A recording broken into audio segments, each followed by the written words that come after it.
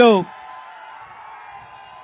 గౌతు వారి కుటుంబం నుంచి మూడో తరంగా ఈ యొక్క ప్రాంతానికి సేవలు అందించడానికి ముందుకొచ్చినటువంటి వీర మహిళ సిక్కోలు శివంగి సోదరిమణి శిరీషక్క గారికి, అలాగే ఈరోజు శంఖారావం పూరించడానికి ఎన్నికల్లో మనం అందరం కూడా సంసిద్ధంగా ఉన్నామని తేల్చి చెప్పడానికి, రాబోతున్నటువంటి ప్రభుత్వం తెలుగుదేశం పార్టీ జనసేన ప్రభుత్వం అని చెప్పడానికి, కార్యకర్తలందరికీ కూడా నేనున్నాననే భరోసా ఇవ్వడానికి, యువతరానికి మీ గలంతో పాటు నా యువ గలం కూడా ఉందని తేల్చి చెప్పడానికి, మన ఉత్తరాంధ్రలో శ్రీకాకుళం జిల్లాలో ఈ యొక్క శంఖారావాన్ని పూరించడానికి కదలి వచ్చినటువంటి యువ నాయకులు, మన ఆంధ్రప్రదేశ్ రాష్ట్ర రాజకీయానికి భవిష్యత్తు, మన అందరికీ కూడా భవిష్యత్తులో నడిపించేటటువంటి నాయకుడు సోదరులు లోకేష్ అన్న గారికి, వేదికను అలంకరించినటువంటి అతిరథ మహారథులు, మరి పెద్దలు, కుటుంబ సభ్యులు, ఈ యొక్క ప్రాంతానికి సుదీర్ఘకాలం సేవలు అందించినటువంటి మహానాయకులు శివాజీ పెదనాన్న గారికి, అలాగే మన శ్రీకాకుళం తెలుగుదేశం పార్టీ అధ్యక్షులు కోన రవికుమార్ గారికి, అలాగే మన ఎమ్మెల్సీ గారు చిరంజీవి గారికి, జనసేన జిల్లా అధ్యక్షులు చంద్రమోహన్ గారికి, అలాగే జనసేన పలాస అధ్యక్షులైనటువంటి దుర్గారావు గారికి, మరి వీళ్ళంటే కంటే ముఖ్యమైనటువంటి మా యొక్క తెలుగుదేశం పార్టీ కార్యకర్త సోదర సోదరీమణులకి, జనసేన కార్యకర్తలకి, పలాస నియోజకవర్గ నలుమూలల నుంచి కూడా ఈ యొక్క కార్యక్రమాన్ని విజయవంతం చేయడానికి కదలి వచ్చినటువంటి ప్రతి ఒక్కరికి కూడా నా హృదయపూర్వకమైనటువంటి నమస్కారాలు తెలియజేసుకుంటున్నాను. చాలా రోజుల తర్వాత పలాసలో మళ్లీ పౌరుషం చూస్తున్నాం, పలాసలో ఆ ఊపు చూస్తున్నాం. రండిరా, ఎవరు వస్తారో రండి, రాబోతున్నటువంటిది తెలుగుదేశం పార్టీ జనసేన ప్రభుత్వం అన్నటువంటి ఊపు ఈ రోజు పలాస నియోజకవర్గంలో కనిపిస్తుంది. ఆ ఊపుతోనే మనం అందరం కూడా ముందుకు వెళ్దాం. మనల్ని ఉత్తేజపరచడానికి, మనల్ని ఉత్సాహపరచడానికి మనం అందరం మెచ్చినటువంటి నాయకుడు లోకేష్ అన్న గారు కూడా ఈ రోజు మన మధ్యలోకి వచ్చారు.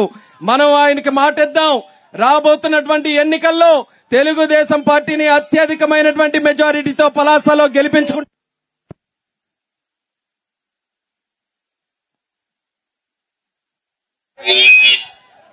గెలిపించుకుంటామనే మాట మనమందరం కూడా ఈ సభ ద్వారా మనం అందించాలి.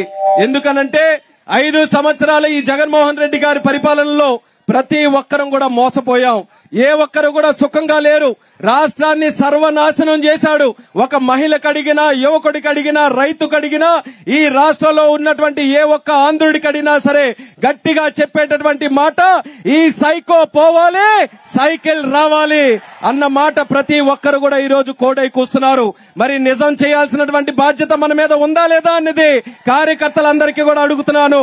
మరి దానికి మీరందరూ కూడా ముందుకు వచ్చి రాబోతున్నటువంటి ఎన్నికలకి మీరందరూ కూడా సిద్ధంగా ఉండాలని కూడా తెలియజేస్తున్నాను. జగన్మోహన్ రెడ్డి గారు చేసినటువంటి పాపాలు ఎన్నో అనేకమైనటువంటివి. రాష్ట్రం మొత్తం ఈ రోజు తగలబడిపోయింది. ఎక్కడా కూడా ఎటువంటి ఉద్యోగాలు లేవు. యువతకి ఆ రోజు చెప్పినటువంటి 2,30,000 ఉద్యోగాలు లేవు. జాబ్ క్యాలెండర్ లేదు. మెగా డిఎస్సి లేకుండా ఈ రోజు దగా డిఎస్సిని ఏర్పాటు చేశాడు. ఇలా చూసుకుంటూ పోతే ప్రతి విషయంలో కూడా చెప్పినటువంటిది ఒకటి, ఈ రోజు చేసినటువంటిది మరొకటిగా మారింది. అందుకనే జగన్మోహన్ రెడ్డికి పబ్లిక్ గా తిరిగేటటువంటి దమ్ము లేదు. ఎక్కడైనా కనబడుతున్నాడా? ఎక్కడా కూడా లేదు. రేపు పలాసలో మీటింగులు పెట్టినా సరే మీ ఎవరికి కనబడ్డు. ఎక్కడో ఆకాశంలో విహారయాత్ర చేసినట్టు ఎక్కడో దిగి పరదాలు కట్టుకొని దారి పొడవునా ఉన్నటువంటి చెట్లు నరికి షాపులు ముగించి దొంగచాటుగా వచ్చి వెళ్లిపోతాడే తప్ప పలాసలో ధైర్యంగా మనం పెట్టినట్టుగా సభలు పెట్టి ప్రజలకు ఉద్దేశించి మాట్లాడేటటువంటిది ఈ వైఎస్ఆర్ పార్టీ నాయకులకి లేదు. అక్కడ జగన్మోహన్ రెడ్డి ఏ రకంగా మోసం చేశాడో ఇక్కడ ఉన్నటువంటి ఆయన తాలూకా శిశువు, ఇక్కడ ఉన్నటువంటి మంత్రి అదే రకంగా మోసం చేశాడు. ఈ రోజు డబ్బా కొట్టుకొని చెప్పుకుంటున్నారు ఏమని, పెద్ద గొప్పగా మేము ఇక్కడ హాస్పిటల్ కట్టామని. అక్కడే ఫోటోలు దిగి ఈ సైడ్ నుంచి ఆ సైడ్ నుంచి ఆ వంక నుంచి ఈ వంక నుంచి హాస్పిటల్ చుట్టూ కూడా ఫోటోలు దిగుతున్నారు. నేను చెప్తాను మీకు చిట్టా, నేను చెప్తాను మీకు ఎక్కడెక్కడ ఫోటోలు దిగాలో. ఇక్కడ పలాస నుంచే మొదలు పెడితే పలాస మెయిన్ రోడ్ ఉంది. ఈ రోజు ఒక్క మట్టి కూడా వేసి పలాస మెయిన్ రోడ్ అభివృద్ధి చేయలేదు. మీ వైఎస్ఆర్ పార్టీ నాయకులందరూ కూడా బ్రహ్మాండంగా అక్కడికి వచ్చి సెల్ఫీలు దిగండి. అలాగే ఇక్కడ ఉంది రైల్ ఓవర్ బ్రిడ్జ్, ఇంతవరకు కూడా దానికి ఎక్కడ కూడా పూర్తి చేసే దాఖలాలు లేవు. మీ వైఎస్ఆర్ పార్టీ నాయకులకి దమ్ముంటే అక్కడికి వచ్చి దిగండి. అలాగే చంద్రబాబు నాయుడు గారు కట్టించినటువంటి హుదూద్ ఇల్లులు ఉన్నాయి, ఈ రోజు వరకు కూడా ఎవరికి ఇవ్వలేదు. అటువంటి ఇల్లుల దగ్గరికి వచ్చి సెల్ఫీలు దిగండి. ఈ రోజు మనకున్నటువంటి జట్టి పెద్ద పెద్ద కోతలు కూశారు, ఎక్కడ కూడా ఎటువంటి కార్యక్రమం చేయలేదు. అక్కడ దిగండి. అప్పుడు 14,000 వస్తున్నటువంటి జీడి బస్తా ఈ రోజు కనీసం 7,000 కూడా రావట్లేదు. అప్పలరాజు గారు దమ్ముంటే జీడి బస్తాతో మీరు ఫోటోలు దిగండి అని ఈ సందర్భంగా తెలియజేస్తున్నాను. ఆఫ్ షోర్ రిజర్వాయర్ కోసం ఆ రోజు శివాజీ పెద్దనాన్న గారు మన పార్టీలో ఎమ్మెల్యేగా ఉన్నా ధైర్యంగా దీక్ష చేశారు.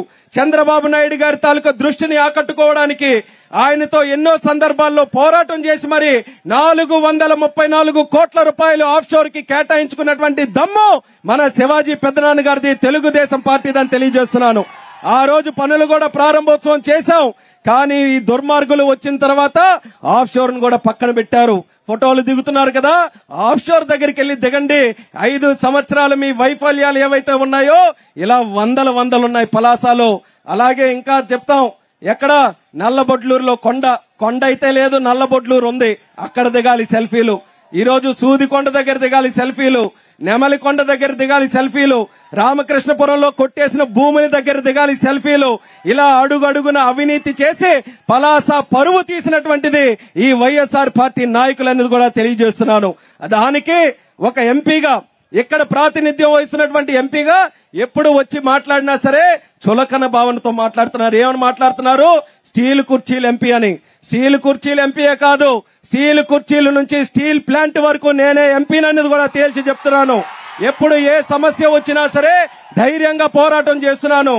ఈ రాష్ట్రంలోనే కాదు, దేశం మొత్తం కూడా వినబడేటటువంటి విధంగా తెలుగువాడి తాలూకా గొంతు ఏ రకంగా ఉంటుందో పార్లమెంటులో గట్టిగా చెప్తున్నాం. మీ తాలూకా 22 మంది పిల్లిల్లాగా ఏ ఒక్కరి తాలుగా నేను భయపడట్లేదనేది కూడా ఈ వైఎస్ఆర్ పార్టీ నాయకులకు అందరికీ తెలియజేస్తున్నాను.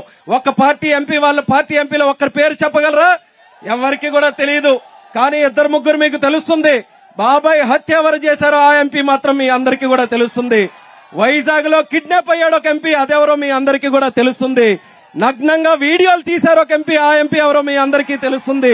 రీల్స్ ఎవరు తీస్తున్నారు అనంటే ఎంపీ ఎవరు తెలుస్తుంది. కానీ పోరాటం ఎవరు చేస్తున్నారనంటే పసుపు కండువా కప్పుకున్న తెలుగుదేశం పార్టీ ఎంపీలు తప్పితే మరెవ్వరు కూడా మీ ఎవరికి కూడా కనబడరు. ఆ రకంగా తెలుగుదేశం పార్టీ తాలూకా ఎంపీలో మన రాష్ట్రం తాలూకా గౌరవాన్ని మనం కాపాడుకుంటూ ముందుకు వెళ్ళాం. ఢిల్లీ స్థాయిలో మన ఆంధ్రప్రదేశ్ రాష్ట్ర ప్రజలకు జరుగుతున్నటువంటి అన్యాయాన్ని అక్కడ గొంతులెత్తి మరి మనం అందరం కూడా నిలబెట్టుకుంటున్నాం. ఇటువంటి సందర్భంలో వాళ్ళ చెప్పుతున్నటువంటి మాయమాటల్ని తిప్పికొట్టాల్సినటువంటి బాధ్యత ఇక్కడ ఉన్న కార్యకర్తలందరి మీద ఉందనేది మళ్ళీ తెలియజేసుకుంటున్నాను. మరి ఈ రోజు ఇక్కడ ఉన్నటువంటి హాస్పిటల్ కూడా చూసుకుంటే ఎంత బ్రహ్మాండంగా ప్లాన్ చేశారనంటే, ఆ రోజు చంద్రబాబు నాయుడు గారు తిత్లీ తుఫాన్ అప్పుడు ఈ ప్రాంతానికి వచ్చి ఏదో ఒక రకంగా సమస్యను పరిష్కరించాలని ఆ రోజు భూమి కేటాయించారు, జీవో కూడా ఇచ్చారు. తీరా పనులు మొదలయ్యేసరికి ఎలక్షన్లు వస్తే ఈ రోజు వీళ్ళున్న తర్వాత వీళ్ళు ఆ రోజే మొదలుపెట్టి 2 సంవత్సరాల్లో బిల్డింగ్లు కట్టొచ్చు. కానీ ఎన్ని సంవత్సరాలు పట్టింది? 5 సంవత్సరాలు. అంటే ఎన్నికలకు ముందు ఫోటోలు దిగడానికే గాని పేషెంట్లకి మాత్రం ఎక్కడా ఉపయోగపడినటువంటి హాస్పిటల్ అది. ఇప్పటి వరకు మీరు చూడండి, సోషల్ మీడియాలోనే కనబడుతుంది. కానీ ఒక డయాలిసిస్ పేషెంట్ కి తీసుకుని వెళ్లి ఒక ఆపరేషన్ కూడా చేద్దామంటే, ఒక నెఫ్రాలజిస్ట్ దగ్గర కలుద్దామనంటే ఏ ఒక్కరు కూడా మీకు కనబడరు, పలకరించరు. శ్రీకాకుళం జిల్లా మెయిన్ హాస్పిటల్లోనే 15 సంవత్సరాల నుంచి నెఫ్రాలజిస్టులను తీసుకొని రావాలని ఎంతో వీర ప్రయత్నం చేస్తున్నా అక్కడ కూడా కష్టంగా ఉంది. అటువంటిది ఈ రోజు పలాసలో తీసుకొని రావాలనంటే బ్రహ్మదేవుడి దిగి రావాలి. అటువంటిది ఎంత కష్టమైనా సరే నాయకులు అనుకుంటే చేయగలిగినటువంటి దమ్ముంటుంది. కానీ వీళ్ళు మాత్రం కేవలం ఫోటోల కోసం, పబ్లిసిటీ కోసమే బిల్డింగ్ కట్టుకొని ఈ రోజు ఓట్లు అడగడానికి వస్తున్నారు అన్నది మీరందరూ కూడా జాగ్రత్తగా ఉండాలి. మరొక పక్కన తాగునీటి తాలూకా సమస్య 700-800 కోట్లు ఖర్చు పెట్టి చేశామని అంటున్నారు. ఇదే ఉద్దాన ప్రాంతంలో ఎన్నో గ్రామాలకు వెళ్తే మా పాత ట్యాంక్ నే మళ్ళీ పైప్ లైన్లన్నీ కూడా కనెక్ట్ చేసి శిథిలా అవస్థలో ఉన్నటువంటి ఆ ట్యాంక్ నే వినియోగిస్తున్నారు. మరి 700 కోట్ల రూపాయలు ఖర్చు పెట్టి కట్టారనంటే ఎక్కడ కట్టారో ఏం కట్టారో మాకు తెలియట్లేదని ఏ గ్రామానికి వెళ్ళినా ఈ రోజు అడుగుదే పరిస్థితికి వచ్చారు. మొట్టమొదటిగా ఉద్దాన ప్రాంతానికి నీళ్లు ఇచ్చినటువంటి నాయకుడు ఎవరు? ఆ రోజు ఎర్రన్నాయుడు గారు. కేంద్రం నుంచి సుమారు 100 కోట్ల రూపాయలు రూరల్ డెవలప్మెంట్ మినిస్టర్ గా ఉంటే ఆ రోజు ఖర్చు పెట్టి అన్ని కార్యక్రమాలు కూడా చేశారు. కనీసం ఆ యొక్క కార్యక్రమాన్ని మెయింటెనెన్స్ కూడా ఈ రోజు డబ్బులు ఇచ్చే పరిస్థితి లేదు. తరువాత మళ్ళీ అపర భగీరథుడిలాగా మనకి నీళ్లు ఇచ్చినటువంటి నాయకుడు మన లోకేష్ అన్న గారు. ఆ రోజు మన ప్రాంతానికి వచ్చి ఇక్కడ ముఖ్యంగా నీళ్ల తాలూకు సమస్య ఉందని అప్పటిలో సుజల స్రవంతి పథకం మన దగ్గరే పెట్టి ప్రతి రోజు కూడా చక్కగా తాగునీరు ఉద్దాన గ్రామాలకు అందరికీ కూడా అందించే పరిస్థితి లోకేష్ అన్న గారు తీసుకొని వచ్చారు. ఈ రోజు ఆ పథకం ఉందా? ఈ 5 సంవత్సరాల్లో ఒక్క బాటిల్ నీళ్లు కూడా సుజల స్రవంతి నుంచి తాగలేకపోయాం. ఎందుకనంటే అది మనం తీసుకొచ్చామనే కక్షతో అది కనీసం మెయింటెనెన్స్ కూడా చేయకుండా ఇలా చేశారు. దుర్మార్గులు, కక్ష సాధింపు చర్యలకే అత్యంత ప్రాధాన్యత ఇచ్చేటటువంటి వ్యక్తులు, భూ కబ్జాలు చేసేటటువంటి వ్యక్తులు, ఎవరైనా తిరగబడితే వాళ్ళని అరాచకాలతో ఎన్నో ఇబ్బందులు పెట్టి వాళ్ళందరినీ కూడా కేసులు విధించి వాళ్ళకి ఇబ్బందులు పెట్టేటటువంటి నాయకులు. ఇటువంటి నాయకుల్ని మనం ఎంత తొందరగా తరిమి కొడితే ఉద్దాన ప్రాంతం అంత తొందరగా జీవిస్తుంది, అంత తొందరగా బాగుపడుతుంది అన్న విషయం పలాస ప్రజానికానికి అందరికీ కూడా ఈ సందర్భంగా తెలియజేసుకుంటున్నాను. అందుకోసమే ఈ రోజు లోకేష్ అన్న గారు ప్రత్యేకంగా వచ్చారు.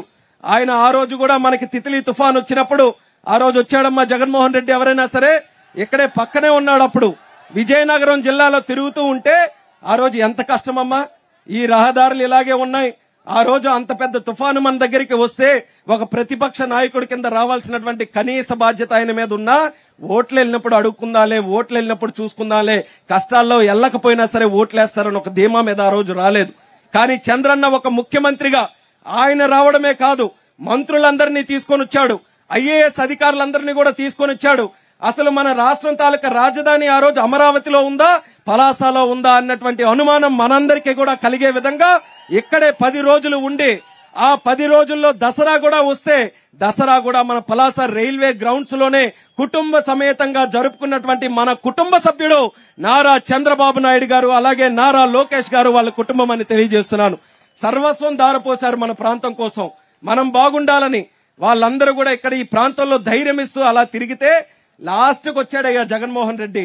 వచ్చి తిత్లీకి మీకు న్యాయం చేయలేదు, మళ్ళీ నేను వస్తేనే న్యాయం చేస్తానని మాయ మాటలు చెప్పి ప్రజల్ని రెచ్చగొట్టి ఆ రోజు ఓట్లు వేయించుకున్నాడు. తీరా చూసిన తర్వాత తిత్లీ డబ్బులు లేవు, అసలు కనీసం పంటకి సాగునీరు అందించడం అనంటే అది కూడా లేదు. పంట పోయిందంటే కరువు మండలంగా ప్రకటిస్తామంటే అది కూడా లేదు. పోనీ ఇన్సూరెన్స్ వస్తుందా, అది లేదు. సబ్సిడీ వస్తుందా, అది కూడా లేదు. ఏది చేయకుండా వాళ్ళు మాత్రం ఈ రోజు దోపిడీ మీద దోపిడీ చేస్తున్నారు. మత్స్యకార మంత్రిగా ఉన్నటువంటి అప్పలరాజు గారు